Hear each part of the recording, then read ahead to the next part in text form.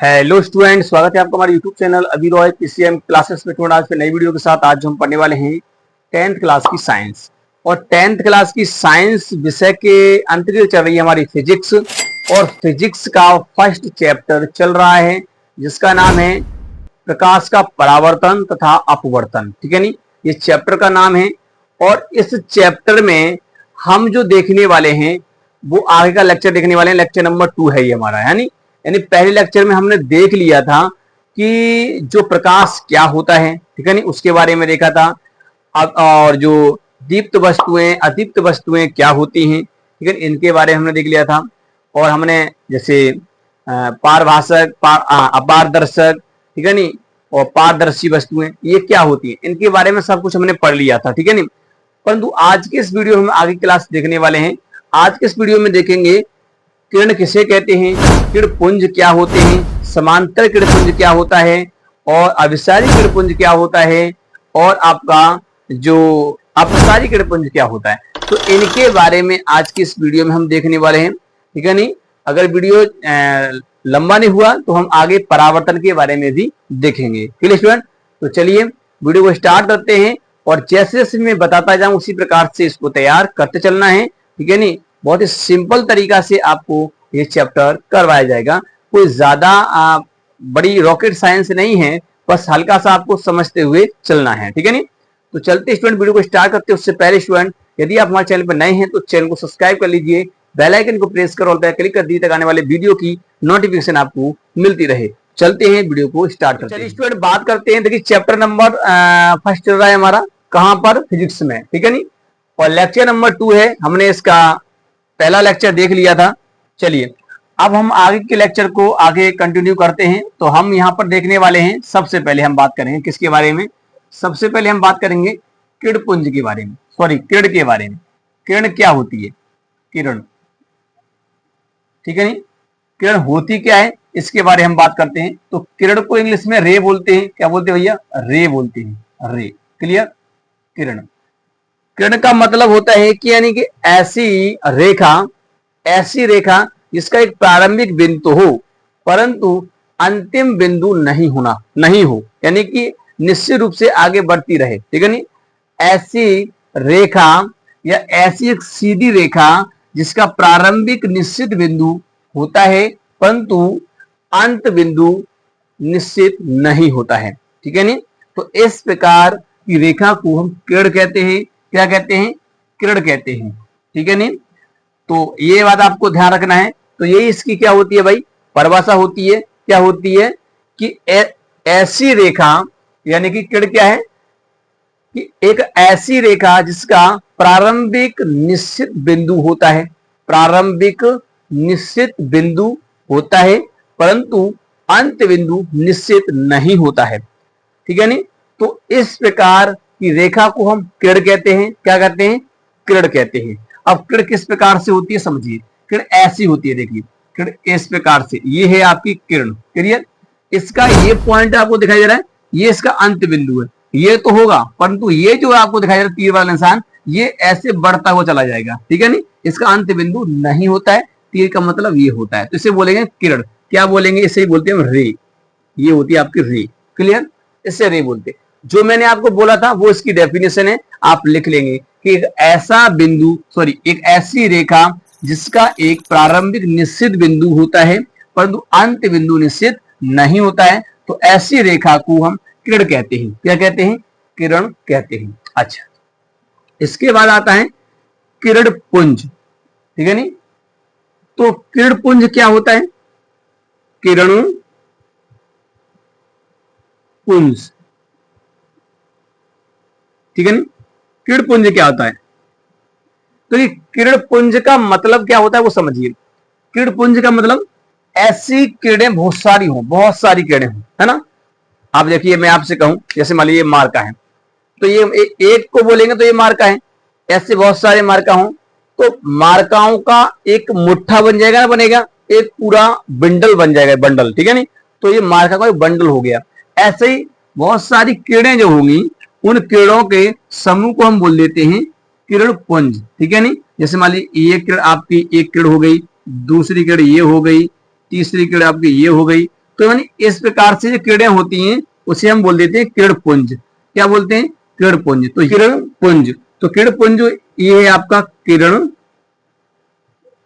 पुंज। क्लियर? तो ये होता है किरण पुंज। अब देखिए ऐसा ही नहीं है कि एक ही डायरेक्शन से किरणें आई हों, ऐसा भी हो सकता है कि किरणें विभिन्न दिशाओं से आई हों। ठीक है नहीं? तो आप इसकी डेफिनेशन लिखेंगे कि विभिन्न दिशाओं से या एक निश्चित दिशा से, विभिन्न दिशाओं से या एक निश्चित दिशा से आने वाली किरणों के समूह को किरणपुंज कहा जाता है। क्लियर? बस यही आपको लिखना है। ठीक है नहीं? यही इसकी क्या होती है? परिभाषा होती है। ठीक है नहीं? विभिन्न दिशाओं से, ठीक है नहीं, विभिन्न दिशाओं से या एक निश्चित दिशा से आने वाली किरणों के समूह को किरणपुंज कहा जाता है। ठीक है नहीं? तो ये इसकी डेफिनेशन होगी। चलिए, अब जो किरणपुंज होता है आपका कितने प्रकार का होता है? किरणपुंज की अगर हम बात करें तो किरणपुंज की हम बात करेंगे तो किरणपुंज कितने प्रकार का होता है? तो किरणपुंज के प्रकार, किरणपुंज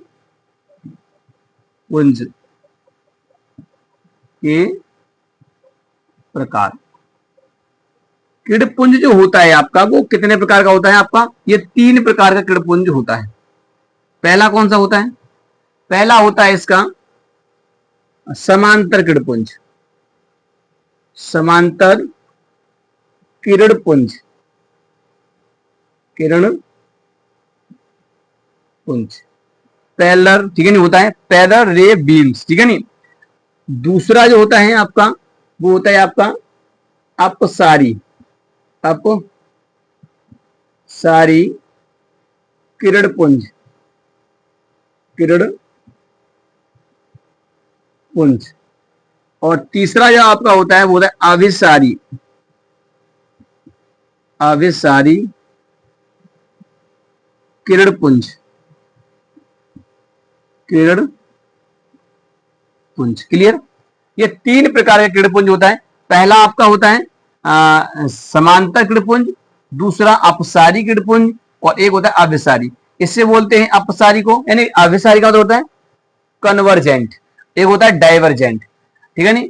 अपसारी डाइवर्जेंट, अभिसारी कन्वर्जेंट, है ना? किरणपुंज कहते हैं, किरणों के समूह को पुंज कहा जाता है। ठीक है नहीं? किरणों के समूह को पुंज कहते हैं, किरणपुंज हम उसी को बोलते हैं। तो 3 प्रकार का किरणपुंज होता है। चलिए, सबसे पहले हम बात करते हैं समांतर किरणपुंज की। समांतर किरणपुंज क्या होता है? ठीक है, तो चलते हैं आगे। चलिए, सबसे पहले हम पहला वाला लेके चलते हैं। तो फर्स्ट है समांतर किरणपुंज, समांतर किरणपुंज। समांतर किरणपुंज क्या होता है? देखिए, समांतर किरणपुंज की परिभाषा भी देख लेंगे। यानी कि देखो, ऐसा किरणपुंज जिसमें सभी किरणें एक निश्चित दिशा से आती हैं, ठीक है नहीं, और एक दूसरे के समांतर होती है। ठीक है नहीं? तो ऐसे किरणपुंज को कहते हैं हम क्या? समांतर किरणपुंज कहते हैं। तो जैसे मान लीजिए ये आपका जो है ये वाली एक किरण आई, ये वाली, दूसरी किरण ये वाली, तीसरी किरण ये वाली, चौथी किरण ये वाली। तो ये सभी की सभी किरणें, जितने भी किरणें हैं, ये वाली किरणें जो आपकी दिखाई दे रही हैं, ये किरणें जो हैं आपकी, ये कौन सी हैं? और इन किरणों के समूह को एक जो होती है उसे बोलते हैं किरण। और ये बहुत सारी किरणें 1 2 3 4 5 6 किरणें हैं, तो इनके समूह को बोलेंगे किरणपुंज। और कौन सा किरणपुंज है? ये समांतर किरणपुंज है। ठीक है नहीं? तो इसकी डेफिनेशन आप कैसे लिखेंगे? ऐसा किरणपुंज जिसमें किरणें एक निश्चित दिशा से आती हैं और एक दूसरे के समांतर होती हैं। ऐसा किरणपुंज जिसमें किरणें एक निश्चित दिशा से आती हैं और एक दूसरे के समांतर होती हैं, तो इस प्रकार के किरणपुंज को समांतर किरणपुंज कहा जाता है। क्लियर? यही होता है। चलिए, अब हम आगे बात करते हैं दूसरा। ये पहला तो ये हो गया। अब दूसरे की हम बात करते हैं। दूसरा कौन सा है आपका? दूसरा है अपसारी किरणपुंज, अपसारी किरणपुंज, किरणपुंज। अपसारी किरणपुंज क्या होता है? चलिए, अब हम देखते हैं अपसारी किरणपुंज। चलिए इसको यहां से थोड़ा सा हटा देते हैं इसको। तो देखिए अपसारी किरणपुंज क्या होता है। अपसारी किरणपुंज की हम बात करने वाले हैं यहाँ पर। तो अपसारी किरणपुंज क्या होता है, ये तो हो गया आपका क्या समांतर किरणपुंज। अपसारी को देखिए, अपसारी का मतलब होता है, अच्छा देखिए इसका जो एक एग्जाम्पल की अगर हम बात करें तो एग्जाम्पल क्या हो जाएगा, एग्जाम्पल हो जाएगा लेजर लाइट। लेजर लाइट जो होती है ना, उसमें एकदम सीधी रेखा से, एक रेखा के रूप में किरणें जाती हैं, सीधी जाती हैं। तो वो लेजर लाइट जो होती है वो समांतर किरणपुंज का ही एग्जाम्पल होता है। जो आपने देखा होगा मेले में से जब लेके आते हैं तो यहाँ से मारते बहुत दूरी तक मारती है, वो लेजर लाइट होती है, एक तरह से लेजर लाइट, ठीक है नी। इस प्रकार से जैसा कि आपको दिखाई भी दे रहा होगा स्क्रीन पर, लेजर लाइट किस प्रकार से होती है, ठीक है नी। तो इस प्रकार से आपकी लेजर लाइट होती है। तो जो लेजर लाइट है वो समांतर किरणपुंज का ही एक एग्जाम्पल है। अच्छा अपसारी किरणपुंज क्या होता है, तो देखिए अपसारी में ऐसा होता है, अपसारी अपसरित हो जाए यानी फैल जाए, किरणें यहां फैलती हैं। तो मान लीजिए यहां से एक कोई सोर्स पॉइंट है, यहां से प्रकाश किरण क्या हो रही हैं, फैल रही हैं। एक प्रकाश किरण ऐसे चली गई, इस प्रकार से ऐसे करके ये फैल जाती हैं, ठीक है नी, इस प्रकार से। तो ये आपको किरण जो दिखाई दे रही हैं, ये सभी प्रकाश किरणें क्या हो रही हैं, फैल रही हैं। अब आप देख सकते हैं इस प्रकार से फैल रही हैं, क्लियर, इस प्रकार से। तो इसको बोलते हैं हम क्या, अपसारी किरणपुंज। अपसारी किरणपुंज क्या होता है, ऐसा किरणपुंज जिसमें एक निश्चित बिंदु से प्रकाश किरणें सभी दिशाओं में फैल जाती हैं। तो इस प्रकार के किरणपुंज को हम क्या कहते हैं, अपसारी किरणपुंज कहते हैं। क्लियर स्टूडेंट, बड़ा सिंपल इसकी डेफिनेशन है, ज्यादा बड़ा है ही नहीं है कुछ इसमें, ठीक है नी। इसकी डेफिनेशन, अपसारी किरणपुंज की डेफिनेशन लिखेंगे कि ऐसा किरणपुंज जिसमें प्रकाश की सभी किरणें एक निश्चित बिंदु से सभी दिशाओं में फैल जाती हैं। तो प्रकाश की किरणों के इस समूह को अपसारी किरणपुंज कहा जाता है। ये इसकी डेफिनेशन होती है, इसको आप लिख लेना, क्लियर। चलिए अब हम बात करते हैं इसके तीसरे की। तीसरा क्या है, वो है आपका, तीसरा है आपका, इसे हम कहते हैं अभिसारी, क्या बोलते हैं, अभिसारी किरणपुंज। अभिसारी, अभिसारी किरणपुंज। अभिसारी किरणपुंज क्या होता है, ठीक है नहीं। अब देखिए इसका एक एग्जांपल बताइए कोई अपसारी का।